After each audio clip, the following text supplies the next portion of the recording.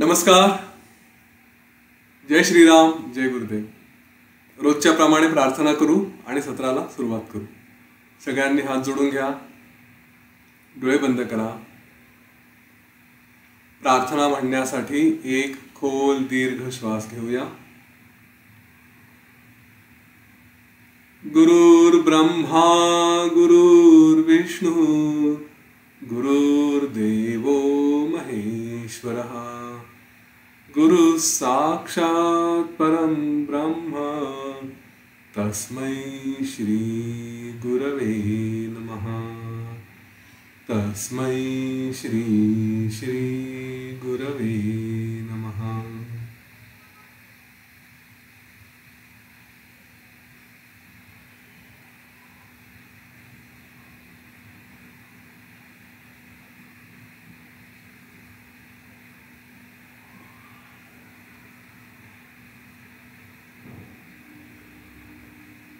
हळूवार डोळे उघडूया.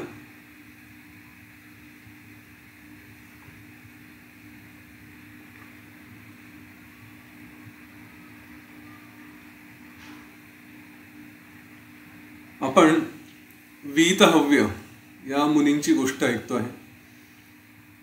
वीतहव्यानी आपण बघितलं, काल ध्यान करताना आपल्या मनाला उपदेश केला.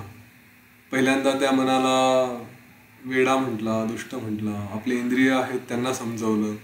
इंद्रियांपासून मुक्ती करून मग मनाला समजवलं, प्रेमाने रागावून जसं असेल, आणि त्या मनाला हळूहळू हळूहळू समजवत त्याच्यापासून पूर्णपणे मुक्ती घेतली आणि समाधीचा अनुभव घेतला. आता या समाधीच्या अनुभवामध्ये हे वीतहव्य मुनी पूर्णपणे वासनारहित होऊन एखाद्या दगडामध्ये, पाषाणामध्ये एखादी मूर्ती कोरलेली असते तशा स्थितीत ते शांतपणे बसले होते आणि संपूर्णपणे पाठीचा कणा सरळ, मान सरळ अशा अवस्थेमध्ये त्यांचं ध्यान लागलं होतं. हे असं साधारणपणे 300 वर्ष यांचं वीतहव्य मुनींचं ध्यान चाललं. ह्या 300 वर्षामध्ये ह्या ध्यानाच्या अवस्थेत आपण बघितलं, ध्यान करताना पहिल्यांदा सगळे इंद्रिय आतल्या बाजूला ओढून घेतले असल्यामुळे बाहेरच्या कुठल्या गोष्टींचा त्रास नाही, कुठले आवाज नाही, कशाचंही काहीही अडचण नाही, आणि सगळ्या गोष्टींपासून स्वतःला विचलित न होऊ देता व त्यांचा कशाचा परिणामच नाही झाला. अशा स्थितीत हे वीतहव्य मुनी तिथे आपल्या जी त्यांनी एक कुटी तयार केली होती, झोपडी तयार केली होती, त्यात ते शांतपणे बसून होते. मात्र ह्या काळामध्ये आपण काल सांगताना असं म्हटलं होतं की त्यांची जागा ही सखल, म्हणजे असं कुठेतरी मधल्या खोलात येणारी अशी असल्यामुळे त्या ठिकाणी पावसाळ्यातून जो काही चिखल वाहून यायचा, त्या चिखलामुळे त्यांचं शरीर सगळं ते चिखलामध्ये गाडलं गेलं. एक प्रकारे असं समजा की गळ्यापर्यंत त्यांचं सगळं शरीर हे तिथे अडकून पडलं आणि ह्या सगळ्या चिखलामुळे त्यांच्या देहाचे सगळे छिद्र बंद होऊन गेले.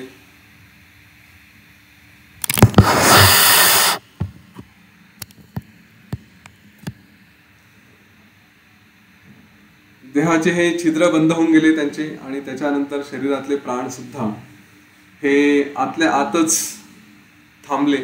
केवळ एक जशी थोडीशी दुगी म्हणतो तशा प्रकारे त्यांची संवित, त्यांची एनर्जी, चेतना ती तेवढी जागृत होती आणि त्याच्यामुळेच ते शरीर केवळ एक टिकून राहिलं होतं. अशा अवस्थेत बराच काळ राहिल्यानंतर जेव्हा त्यांनी बाहेर आले त्या अवस्थेतून आणि स्वतःच्या शरीराकडे बघितलं, तेव्हा त्यांच्या लक्षात आलं की अरे, मी तर अशाच इथे अडकलो आहे. आणि ह्याच जागृत अवस्थेत आल्यानंतर त्यांनी आपलं मनातल्या मनात, हृदयातल्या हृदयात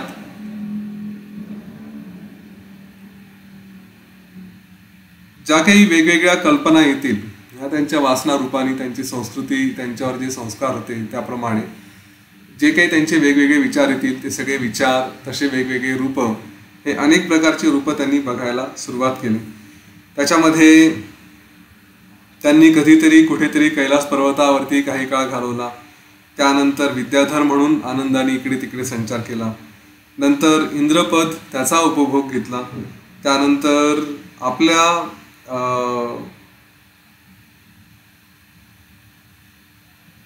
प्रिय दैवत शंकराचा, त्यांचा गणांचा प्रमुख म्हणून तिथे राहिले आणि त्याच्यामध्ये सगळ्या वेगवेगळ्या प्रकारच्या कला विद्या ह्या गणप्रमुख म्हणून त्या प्राप्त करून घेतल्या.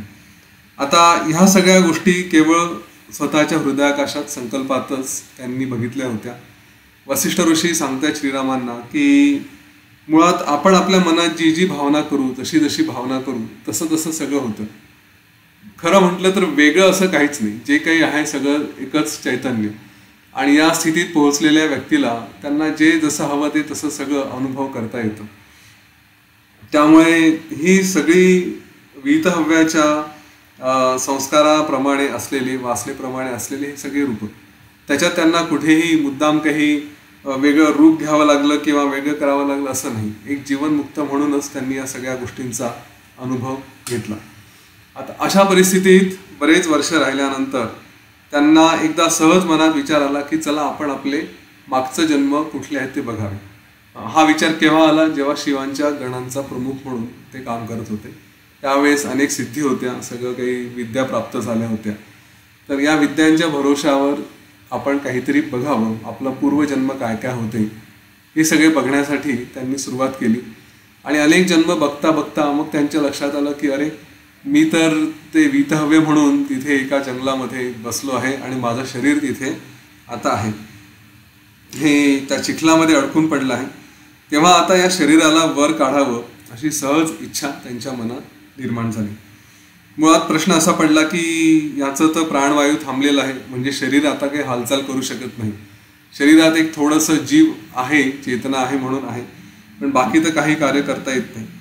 तर अशा स्थितीत कसं काय या शरीराला बाहेर काढायचं? तर त्या शरीरापर्यंत पोहोचू शकतील असे सूर्याचे किरण आहेत.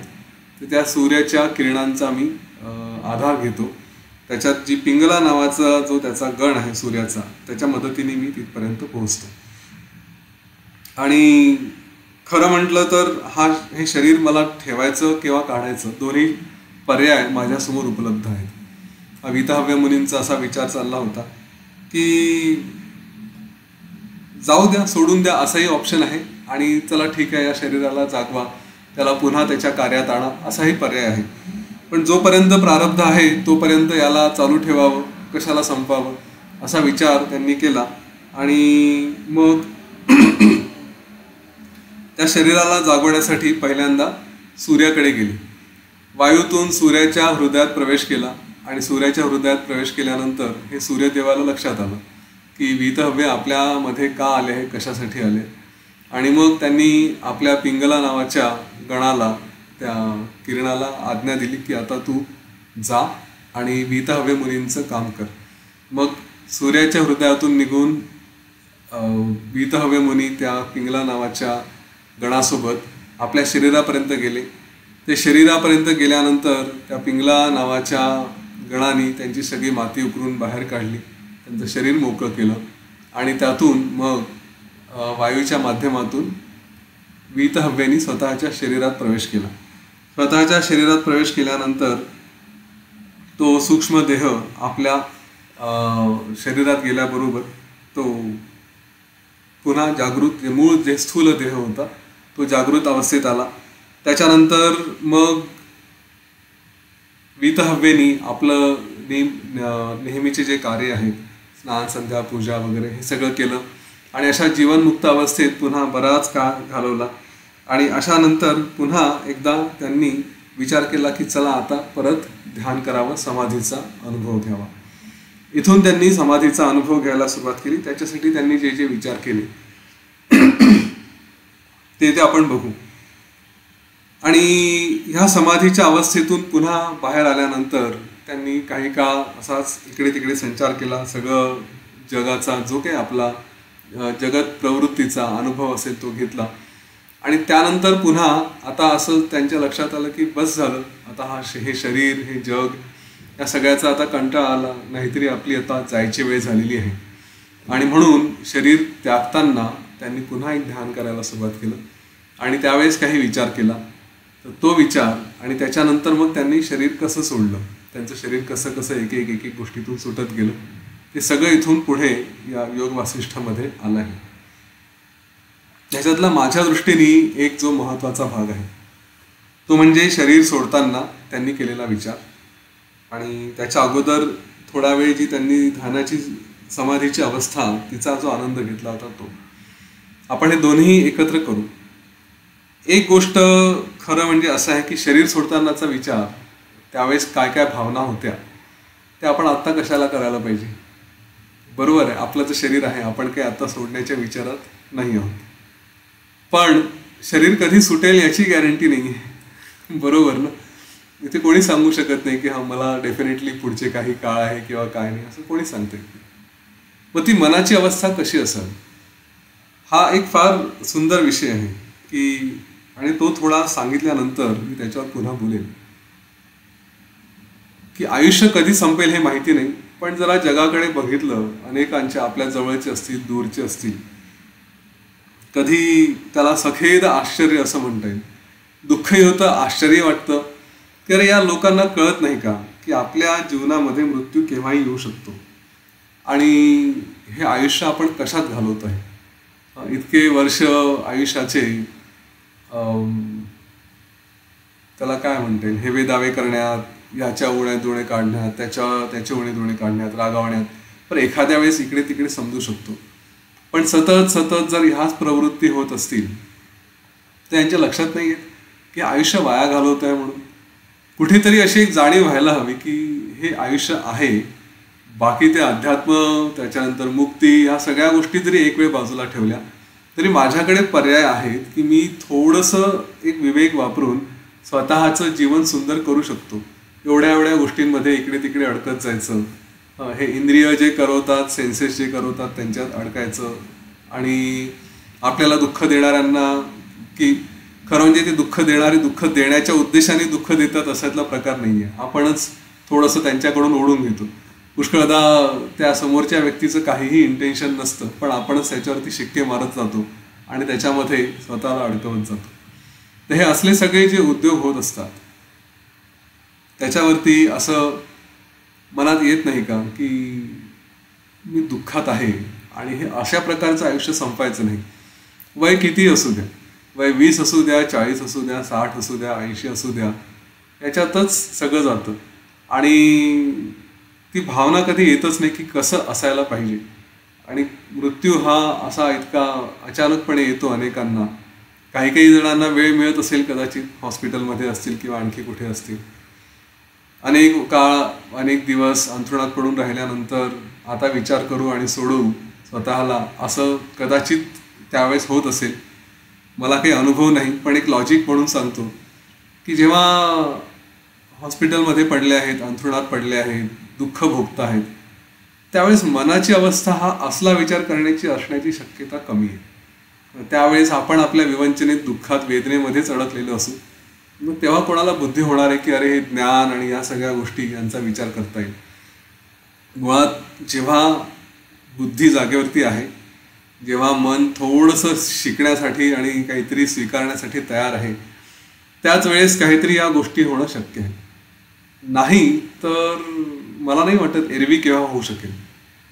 ठीक आहे, तर समजा अचानकच मृत्यू आला तर त्यावेळेस हे सगळं गरगर फिरत असताना त्यावेळेस तरी कुठे एवढा विचार येणार. आणि म्हणून ही मनाची अवस्था इथे जी वर्णन केलेली आहे की जे शरीर सोडताना असायला हवी. आपण याच्यात काही गोष्टी हे सगळं प्रोसेस शरीर सोडतानासाठी सांगितलं आहे की मी निरोप घेतो आहे याचा त्याचा. तर आपल्याला असा निरोप नाही घ्यायचा, पण त्याला थोडंसं आज आपण की असं जेव्हा होईल तेव्हा मी असं करेल असं सांगू शकतो. दुसरा पर्याय असा आहे की आत्ता मी मनाच्या अवस्थेत, माझ्या मनाची अवस्था अशी करेल की शरीर आत्ता सोडायची गरज नाही, परंतु ही जी मुक्ती आहे, शरीर सोडताना जे मुक्ती, ज्या गोष्टींपासून मला मुक्ती हवी आहे त्यातल्या बऱ्याचशा गोष्टी मी आत्ताच करू शकतो. ठीक आहे, म्हणजे जसं माझ्या शत्रूंना माफ करायचं आहे, किंवा माझ्या दुःखांना माफ करायचं आहे, किंवा सुखांना मला धन्यवाद द्यायचा आहे, तर ह्या गोष्टी मी आत्ताही करू शकतो. त्यासाठी मृत्यूची वेळ यायची वाट कशाला बघायची. आणि ह्या ज्या गोष्टी आहेत ह्या वारंवार मनात असायला हव्या, कारण जेव्हा तो शेवटचा क्षण येईल तेव्हा कोण हे सगळं पाठांतर केलेलं कुठे लक्षात राहणार आहे. हो ना, अनेक गोष्टी राहतील. अभ्यास हा जेव्हा असेल तेव्हाच तो तिथे येईल. मी अनेक वर्षांपूर्वी मला आठवत नाही आता ते नेमकं ऑफिसची बस होतं की कसं, पण त्यावेळेस एक इस्कॉनचा एक एक व्यक्ती, एक एम्प्लॉई माझ्या बाजूला बसला होता. हातात ती अशी पिवळ्या रंगाची, केशरी रंगाची पिशवी आणि त्याच्यात हात घालून त्याचं काहीतरी असं बहुतेक माळा जपत असावा. मी त्याला सहज विचारलं की काय आहे, तर तो म्हणे मी याचं आमचं जे मंत्र आहे तो म्हणत असतो. तर म्हटलं अच्छा, पण मग तुम्हाला दिवसातून काही अशा विशिष्ट माळा करायला सांगितल्या आहेत असं काही आहे का? तर म्हणे नाही, हे आम्हाला जेव्हा जेव्हा शक्य आहे तेव्हा तेव्हा करा, सतत नाम घेत राहा. म्हटलं अरे वा, छान आहे. पण मग असं का सतत का घेत राहा? म्हणजे एक काहीतरी टार्गेट द्यावं, दिवसाच्या 8 माळा 10 माळा कराव्या ज्या काही असतील त्या, आणि थांबून जावं. तर त्यांनी फार सुंदर सांगितलं आणि ते तेव्हाचं, म्हणजे आता याला ऑलमोस्ट मी म्हणेल ऑलमोस्ट 20 वर्ष झाले असतील, 20-21 वर्ष. त्यांनी जे सांगितलं तो म्हणाला की शेवटचा क्षण कधी येईल हे माहिती नाही, आणि ही जर सवय नसेल नाव घेण्याची तर त्यावेळेस नेमकं नाव आठवण्याची शक्यता कमी. त्याच्यामुळे ही जर सवय असेल तर मग मात्र प्रश्नच मिटला, त्यावेळेस नाव राहील मुखामध्ये. मी तुम्हाला मागेही सांगितलेलं आहे की आपण आपल्या श्वासासोबत जर मंत्र जोडला, प्रत्येक श्वासासोबत मंत्र, ही जर काही काळ सवय केली ना तर नंतर तो आपला स्वभाव होतो. त्यासाठी मुद्दाम काही करायची गरज नाही, ते सहज म्हणजे आपल्या कळत न कळत सुरूच आहे. ओम नमः शिवाय, ओम नमः शिवाय, श्रीराम जय राम, जय जय राम, दिगंबरा दिगंबरा, जे असेल ते सतत सुरू राहतो. कुठला तरी एक मंत्र तो आपोआप सुरू राहतो की शेवटच्या क्षणी सहज तो मुखात येतो. त्याला मुद्दाम प्रयत्न करायची गरज नाही. तर इथे आपल्या हातात माळही घ्यायची गरज नाही, आपला श्वास आपल्यासोबत आहे, जोपर्यंत आहे तोपर्यंत त्याच्यासोबत मंत्र जोडावा आणि पुढे जावं. तर हा जो एक अनुभव आहे की हे जे विचार आहेत हे सुद्धा वारंवार आपल्या मनात, आपल्या विचारांमध्ये असावे, आणि म्हणून योग वासिष्ठ आणि हे सगळं ज्ञान ह्याचा सतत अभ्यास असावा. नुसतं एकदा वाचलं आणि सोडून दिलं असं नको. जेवढं आपलं जोपर्यंत जीवात जीव आहे तोपर्यंत ह्या ज्ञानाचा अभ्यास हा असं द्यावा, म्हणजे हे लक्षात राहील. तर आपण आता तो विचार करूया. त्यांनी जो पुन्हा वीतहव्य मुनींनी जो पुन्हा विचार केला, समाधी घेतली आणि त्याच्यातून बाहेर येऊन पुन्हा काही काळाने शरीर सोडण्याचं जे त्यांचं प्रोसेस आहे ते केलं. तर आपण त्याचा एक थोडासा वेगळ्या पद्धतीने विचार करू आणि स्वतःला काही सूचना देऊ. तर चला तयार होऊया, डोळे मिटूया, शांत स्वस्थ बसून घेऊ. पाठीचा कणा सरळ ठेवू, मान सरळ ठेवू, मान झुकवू नका. अतिशय प्रसन्न भाव असू द्या.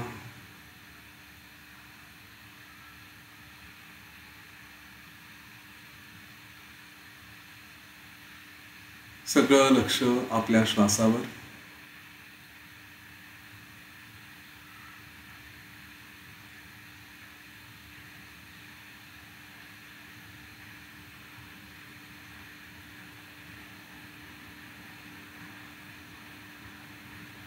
श्वासासोबत मंत्राचा अभ्यास चालू ठेवू.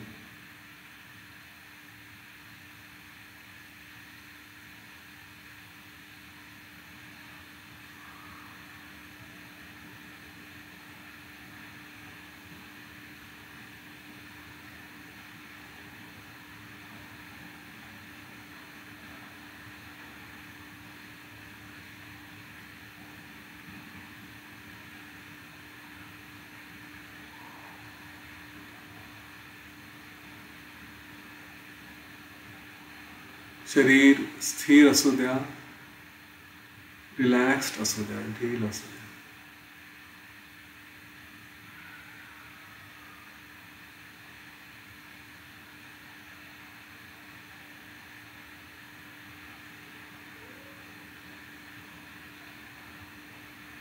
आपल्या मनातल्या मनात श्री गणेशाचं स्मरण करूया.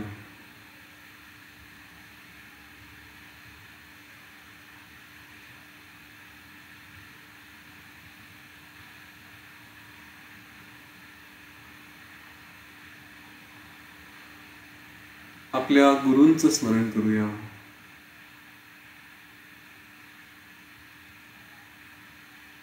ओम गुरवे नमः.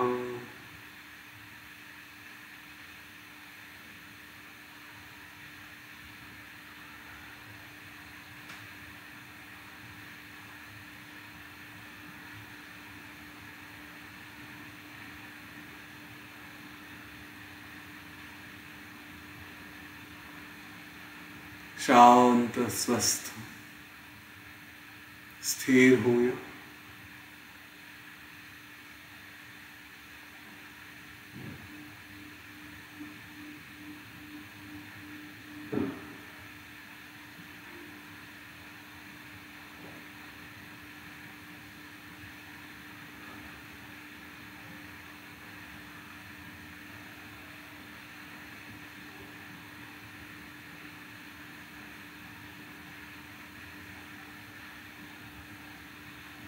इतके दिवस हा अभ्यास चालला आहे हे तर पक्क की हे मन जिकडे जिकडे पळतं तिकडे त्याची आवश्यकता नाही.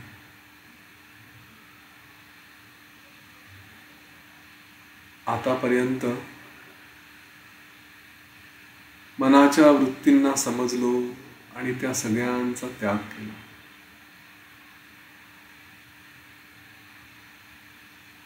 माझे इंद्रिय, सेन्सेस, तेही मी नाही.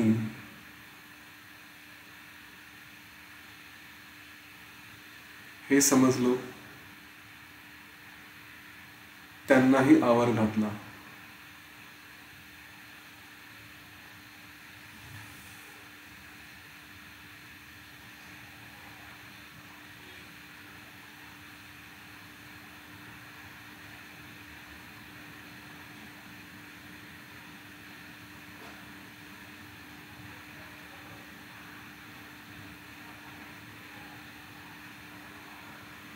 त्यामुळे इंद्रिय पण बाहेर धावणार नाहीत.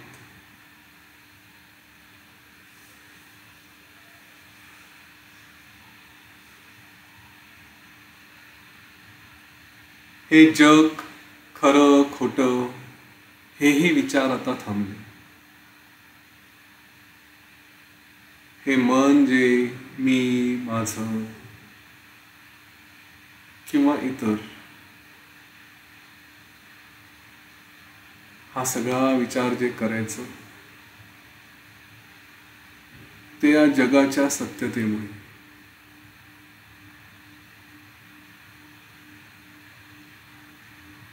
पण आता जग हे खरं नाही हेही कळलं.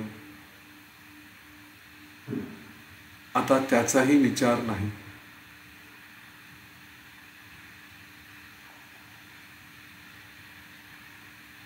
त्यामुळे जे आवाज येत आहेत, जो गंध येतो आहे,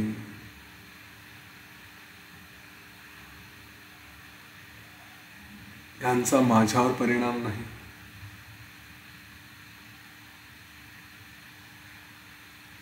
मनात येणारे विचारही माझे नाहीत. जे जगासंबंधीचे विचार आहेत त्यांना काही अर्थ नाही. आले काय न गेले काय, माझा त्या विचारांशी संबंध नाही.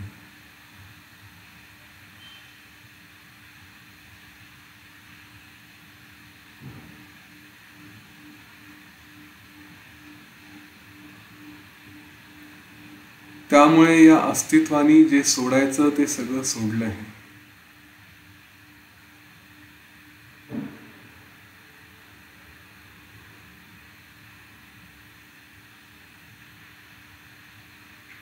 सगळं सोडून दिल्यावर काय उरतं?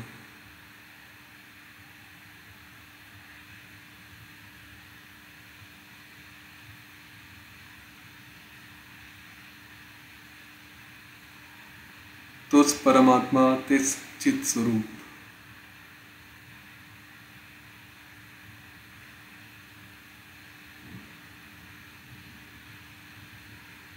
मी त्याच्यात आता स्वतःला स्थिर करतो.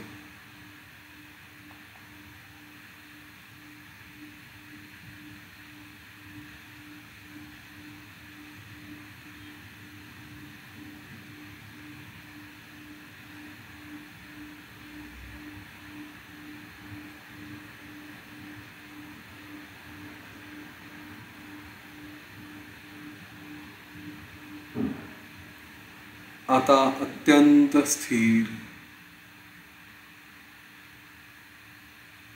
बघणाऱ्याला वाटावं झोपी गेला. निष्क्रिय आहे.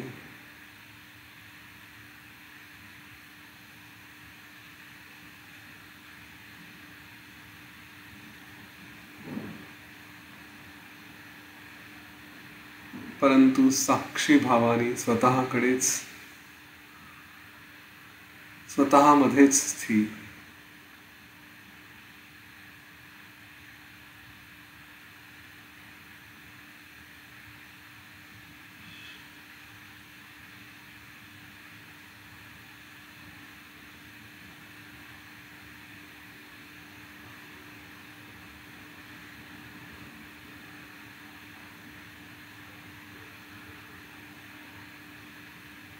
संपूर्ण विचार रहित. जे कुठले इंद्रिय जे काही कार्य करता आहे त्यांना प्रतिसाद न देता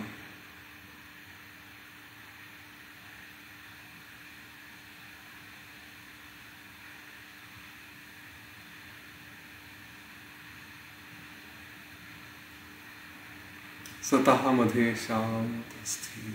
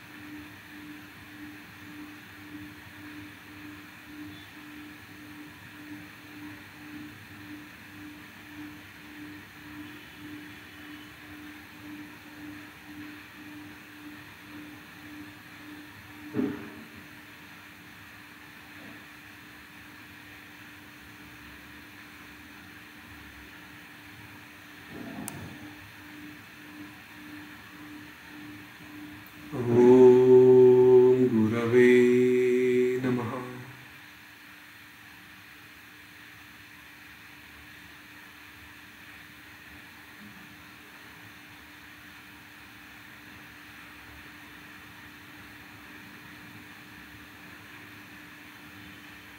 जसा मी डोळे मिटून एका ठिकाणी बसून शांत स्थिर आहे, ही जरी शरीराची अवस्था असली तरी व्यवहारात ही माझी अवस्था असेल.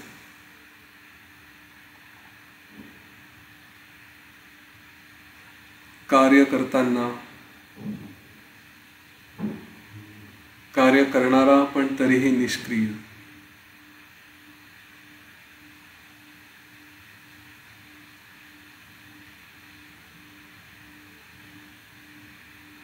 सगळे व्यवहार करणारा पण निस्पृह, कशाची अपेक्षा नाही, कशाचा त्याग नाही.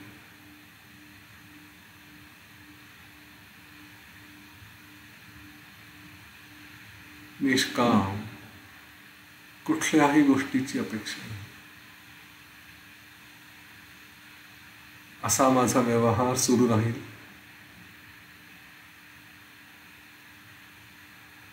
ही समाधी अवस्था कायम राहील.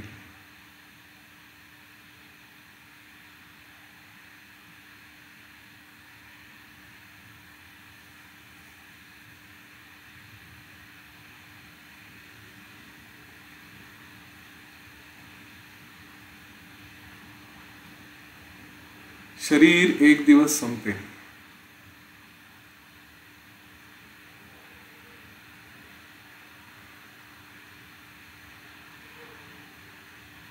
पण मी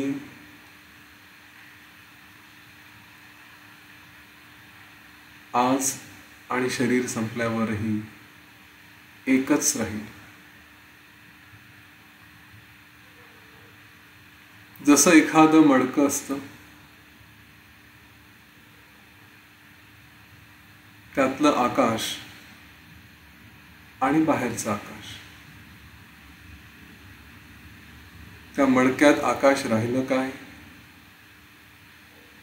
आणि मडकं फुटल्यावर त्या आकाशाचं काय, काही फरक पडत नाही. तसा मी होऊन राहील.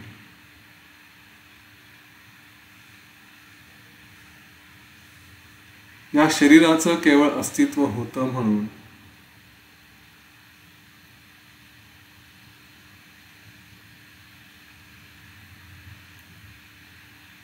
आणि हे ज्ञान होण्यापूर्वीचं जे जे अस्तित्व होतं, मनाचं असेल, इंद्रियांचं असेल, ते पुन्हा येऊ नये म्हणून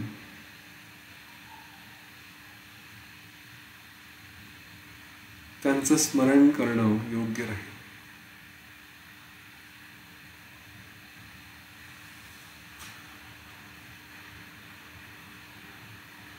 जेव्हा केव्हा शरीर संपायचं तेव्हा संपेल.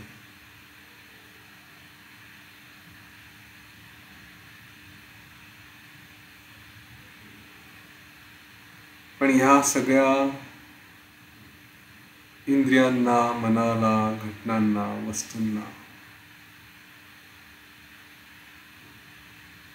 त्यांना ज्या पद्धतीने मी बघणार आहे ते आत्ताच तयार करून ठेवतो.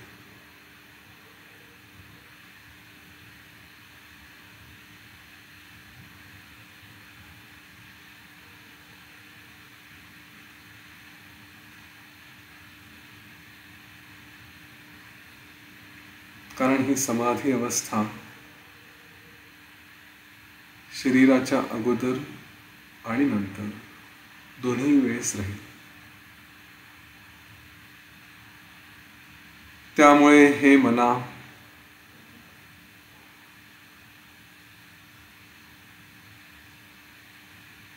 तू जे विषयांमध्ये स्वतःला अडकवतो, वेगवेगळे अट्रॅक्शन्स, डिस्ट्रॅक्शन्स, त्यांच्यावर जे तुझी प्रीती आहे, ओढ आहे, ती ओढ सोडून दे.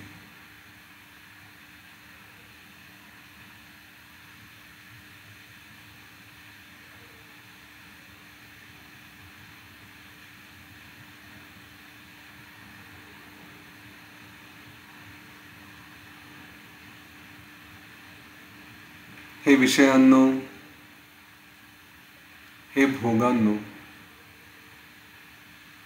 तुमचा आनंद मिळावा म्हणून मी अनेक वेळा तुमच्या तावडीत सापडलो. मी फसलो गेलो.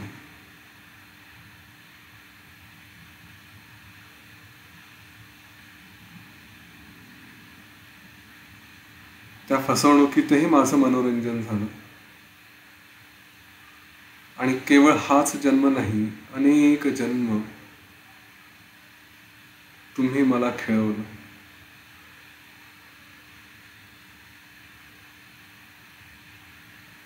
तुमच्यात अडकून ते छोटंसं सुख होतं, त्या तुमच्या सुखात अडकून ह्या मोठ्या सुखाचा मला पूर्ण विसर पडला.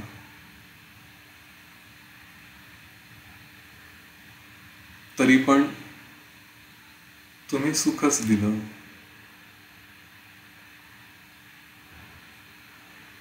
तशा तुम्हाला भोगांना, विषयांना आणि ते जे सुख मिळालं त्या सुखाला माझा कायम नमस्कार राहील. तुमच्या प्रती मी कायम ऋणी राहील, कृतज्ञ राहील.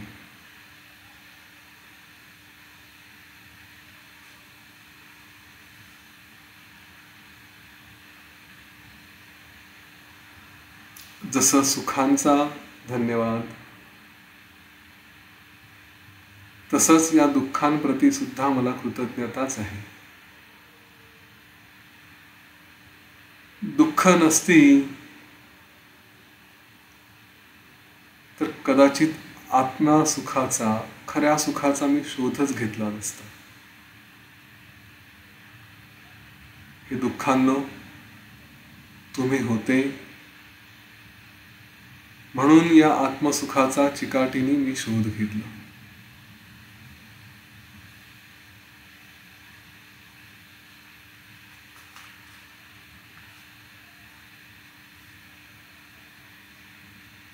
आणि आज मी या आनंदी अवस्थेत पोहोचलो, ते हे दुःखांनो तुमच्याचमुळे. त्यामुळे मी तुमचाही सदा ऋणी राहीन, तुमच्या प्रती सतत कृतज्ञ राहीन.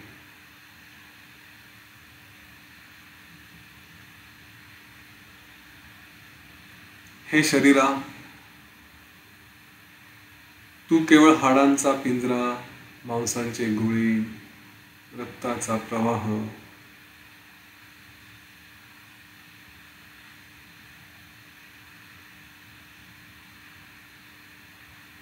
तुलाही कधीतरी संपायचं आहे, नष्ट व्हायचं आहे.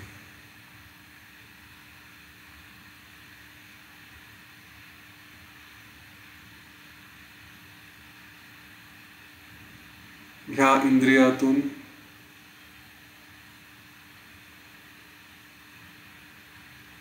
जे काही आत आलं आणि बाहेर गेलं,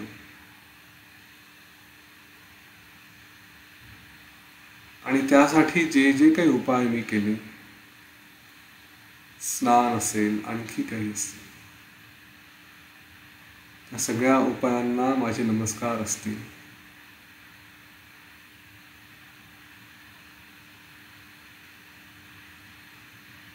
हे शरीरा, तुला चालवण्यासाठी मी जे जे करतो,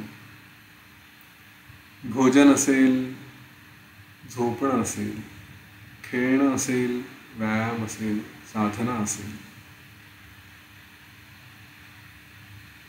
जे काही कर्म करतो, नोकरी असेल, व्यवसाय असेल,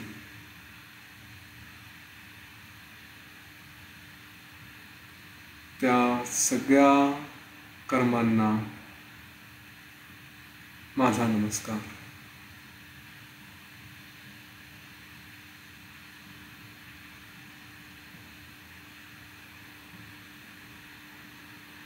हे माते तृष्णा, हे इच्छांनो, डिझायर्स,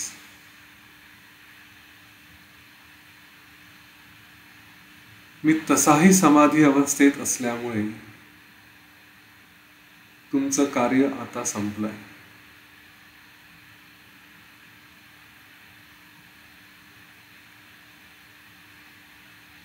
इच्छांचा, तृष्णांचा आणि माझा संबंध किती जन्मांचा,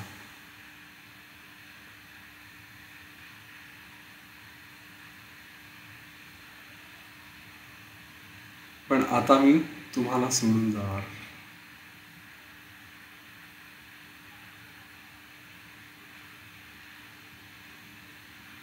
तुमचा आणि माझा संबंध संपला.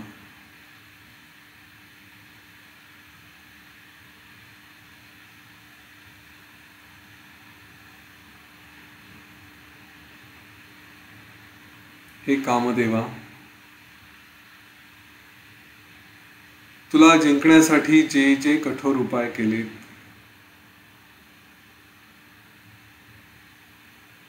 ते अपराध समजून मला क्षमा करा.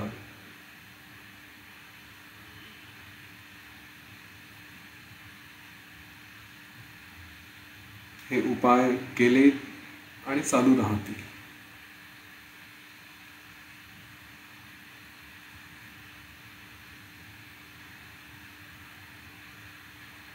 मला आत्मरत होण्यासाठी, स्वतःमध्ये स्थिर होण्यासाठी मला मदत करा.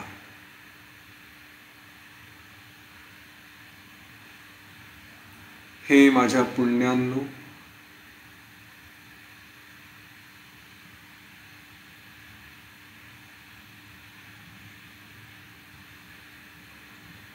तुम्ही नरकातून काढून स्वर्गाची वाट दाखवली. तुम्ही माझ्यासोबत राहा.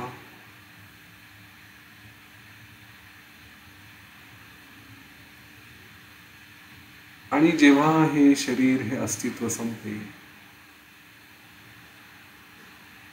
तेव्हा तुमचंही अस्तित्व संपेल. कारण मी तुमच्याशिवाय राहील.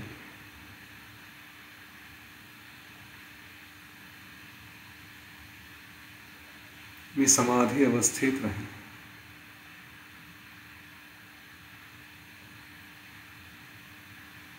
हे पापकर्मांनो, पापफळांनो,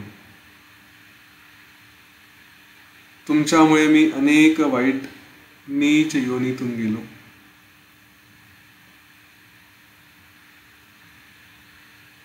पण आता तुमचाही नाश होणार आहे.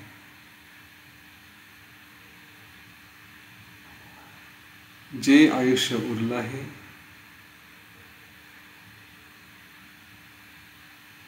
त्यात मी आत्मसुखाचा, समाधीचा अभ्यास करेन. त्यामुळे तुमच्या पाप पुण्याच्या संकल्पनाच उरणार नाही.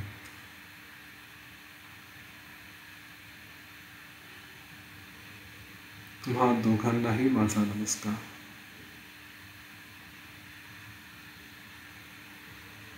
हे माझे पंचप्राण,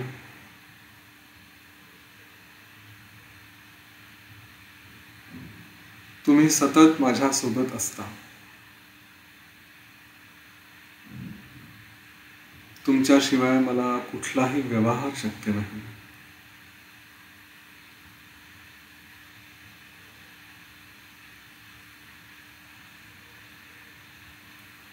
पण जेव्हा केव्हा मी माझ्या ठिकाणी जाईल,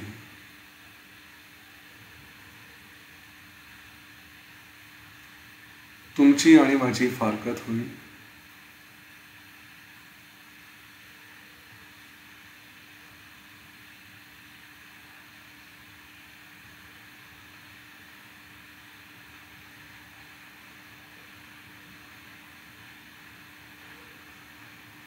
त्यावेळेसचा माझा प्रणाम आत्ता स्वीकार करा.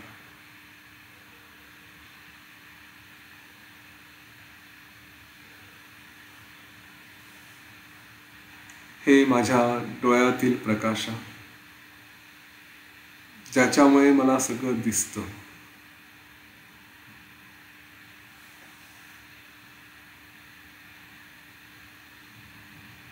तू कधीतरी सूर्यमंडळात समाविष्ट होशील.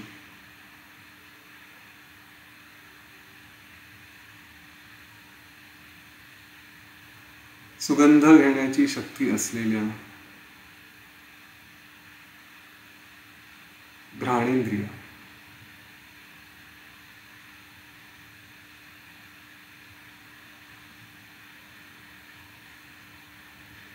तू कधीतरी पृथ्वीत समाविष्ट होशील. हा प्राणवायू कधीतरी महावायूत समाविष्ट होईल. शब्दांची शक्ती आकाशात समाविष्ट होईल. रसग्रहणाची शक्ती, चव घेण्याची शक्ती चंद्रमंडलात समाविष्ट होईल. हे सर्व इंद्रियांनो, पंचप्राणांनो, पाप पुण्यांनो, सुख दुःखांनो,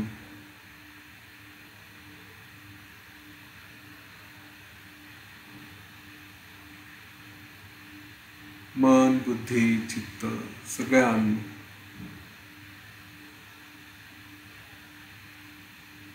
जोपर्यंत हे शरीर आहे तोपर्यंत तुमच्या प्रती कायम कृतज्ञ राहील. जोपर्यंत व्यवहार आहे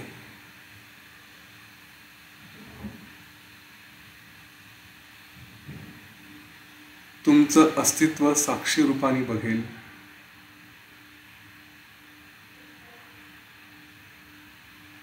जेव्हा व्यवहार संपतील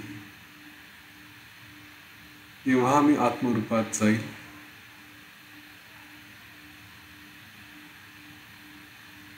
जेव्हा तुमच्या अस्तित्वाची गरज नसेल आणि तुमचा निरोप घेईल,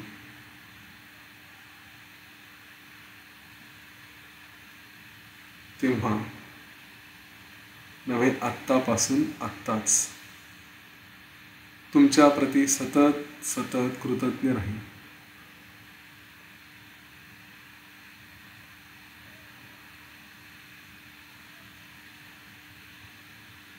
जोपर्यंत हे अस्तित्व आहे तोपर्यंत सहकार्य करा.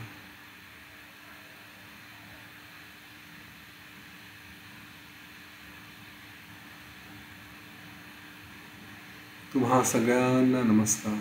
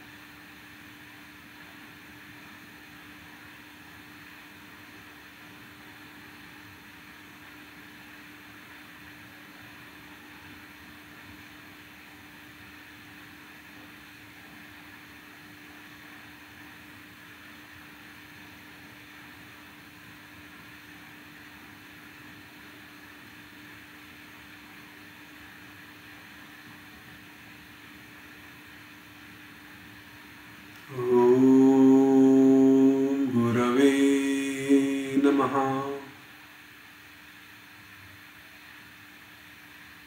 ओम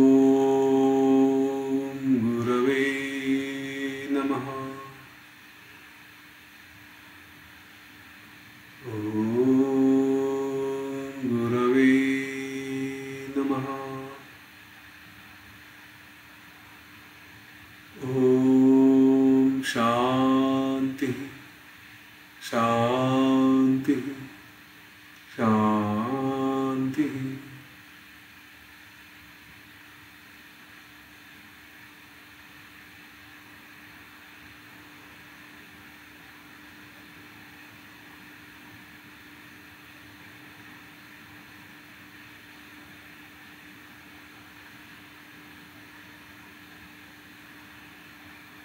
एक खोल दीर्घ श्वास घेऊया. आणि सोडून दे. आणखी एक खोल दीर्घ श्वास घेऊया आणि पूर्णपणे सोडून दे. आपल्या शरीराप्रती सचेत होऊ, वातावरणाप्रती सचेत होऊ.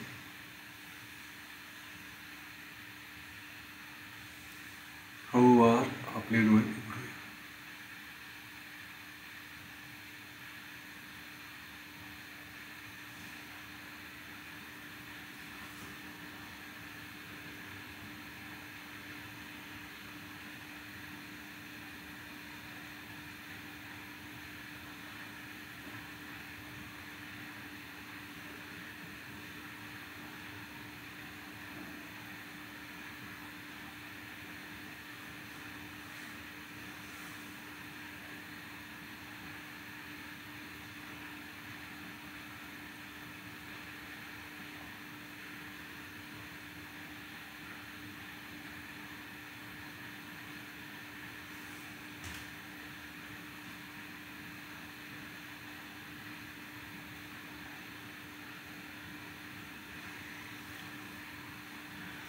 याच्यानंतर वीतहव्यानी ज्या पद्धतीने समाधीने देहत्याग केला ते त्याचं सगळं वर्णन आहे, ते आपण उद्या बघूया. ह्याच्यातली ही एक अनेक गोष्टींपैकी जी एक गोष्ट लक्षात ठेवण्यासारखी आहे ती म्हणजे आपल्या दुःखांना आणि दुःख देणाऱ्यांना त्यांच्याप्रती नेहमी कृतज्ञ असावं. सुखांना तर ठीक आहे, आपण सहसा लक्षात ठेवत नाही. आयुष्यात ज्यांनी सुख दिलं त्यांना आपण विशेष किंमतही देत नाही, पण ज्यांनी दुःख दिलं ते मात्र जरूर स्मरणात ठेवतो. तर त्यांना थोड्या वेगळ्या दृष्टीने स्मरणात ठेवा. त्यांच्यामुळेच कदाचित आयुष्यात प्रगती झाली असेल. तर असा विचार करू शकता. आणि नेमकं काय झालं याचा थोडा विचार केला तर लक्षात येईल की अरे त्यांच्याप्रती कृतज्ञ असावं. त्यांना शिव्याशाप देणं, त्यांच्याप्रती राग ठेवणं हे बरोबर नाही. हे एक निमित्त आहे, हे एक हा पण एक मार्ग आहे. दुःख देणाऱ्यांना धन्यवाद का द्यायचे. ठीक आहे, त्याचा विचार करूया. चला आज थांबू, उद्या भेटू.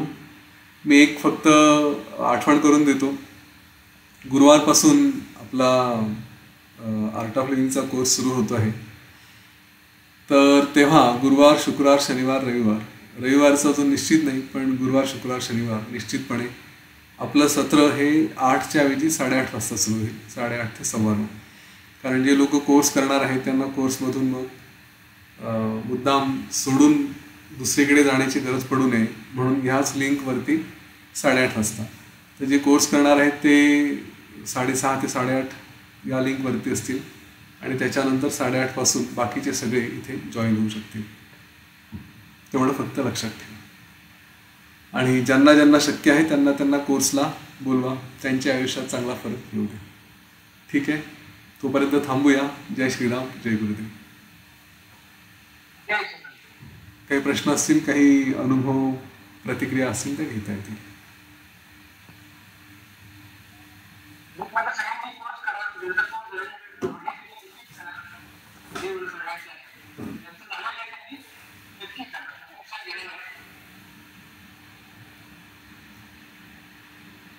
ठीक आहे, चला थांबूया आणि उद्या भेटू. हर्षाजी बोला. जय गुरुदेव.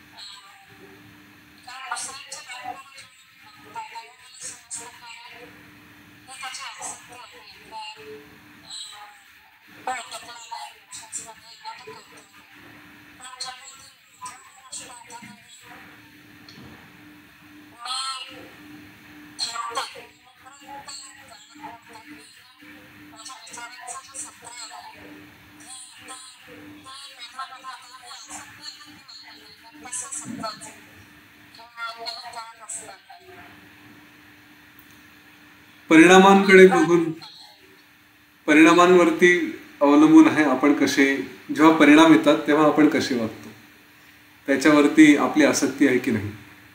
एखादं प्रोजेक्ट घेतलं आहे आणि त्याच्यात अपयश यायला लागलं, हा परिणाम झाला, त्यावेळेस आपली कृती काय आहे, आपले विचार कसे आहेत, भावना कशा आहेत, किती स्थिरपणे त्याला घेतो, त्याच्यावरून ठरवायचं आसक्ती आहे की नाही. त्याला खरं म्हणजे असा जेव्हा प्रश्न येतो ना, तेव्हा मोठे जे श्रेष्ठ पुरुष आहेत त्यांनी कसे कार्य केले ते बघायचे. श्रीराम श्रीकृष्ण असतील, नाही तर आजच्या युगातले लोक असतील, त्यांनी मोठे मोठे संकल्प घेतले, मोठे मोठे कार्य केले, त्यांना अनेक अडचणी आल्या, त्यावेळेस त्यांनी आपलं संतुलन ठेवू दिलं का, की स्थिर राहिले. या गोष्टीकडे बघितलं तर लगेच लक्षात येतं, ठीक आहे, कळतं म्हणजे आपली आसक्ती आहे की नाही. गुरुदेव एवढे मोठे कार्य करतात, किती अडचणी येतात, किती गोष्टी येतात, पण ते स्थिर राहतात. मुळात शरीर आहे, कार्य करायचं आहे, ही भावना ठेवा, आसक्ती सोडून.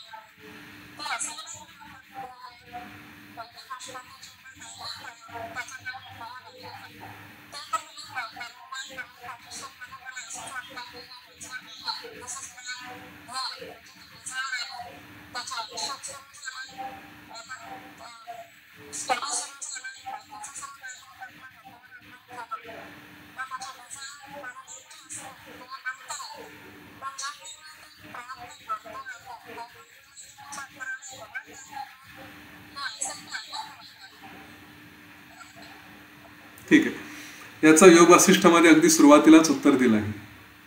ते उत्तर असं आहे, शास्त्र आणि गुरुवचन याला अनुसरून प्रयत्न करावे, शास्त्रानुसार प्रयत्न करावे. प्रयत्नांचे स्वरूप सांगितलं आहे, शुभ आणि अशुभ. तर शुभ प्रयत्न करत राहावे. आता IIT करायचं आहे किंवा पेंटिंग करायचं आहे किंवा फोटोग्राफी करायची आहे किंवा UPSC करायचं आहे, या सगळ्यांच्या मागे का करायचं आहे हा प्रश्न मी मागे याच्यावर बोललोय. हा पहिल्यांदा मनात प्रश्न यायला हवा की का करायचं. जर मला हे सगळं करायचं आहे कारण मला पैसे खूप कमवायचे, नाव खूप कमवायचं आहे, तर प्रयत्न विचार शुभ नाही आहे.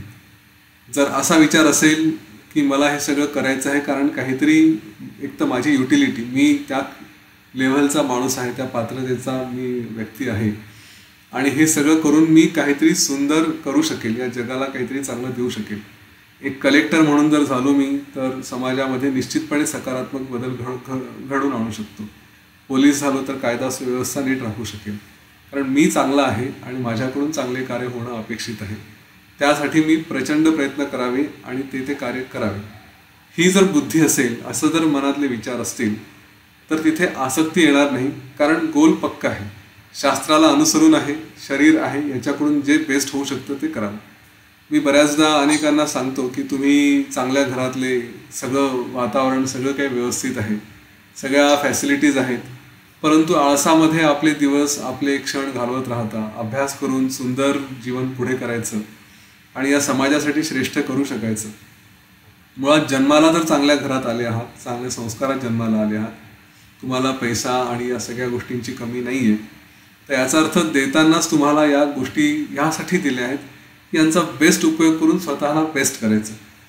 पण जर सगळं सुखाचं आहे आणि आळसात वेळ घालवतो आहे, काहीच करायचं नाही, तर कुठेतरी चुकतंय.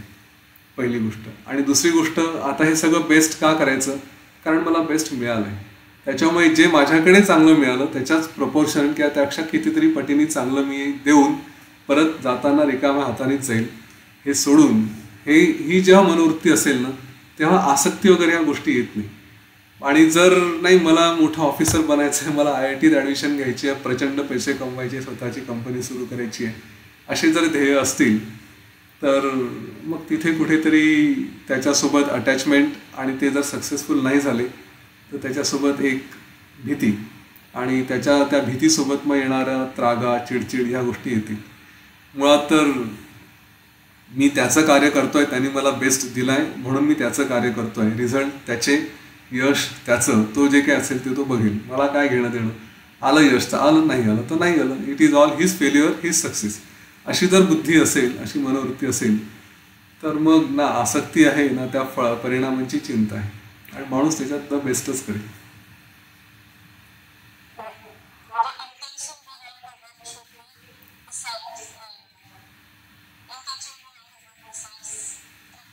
हां,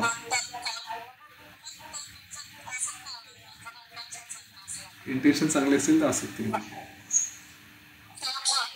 थँक्यू. ठीक. चला थांबायचं. जय गुरुदेव, जय श्रीराम.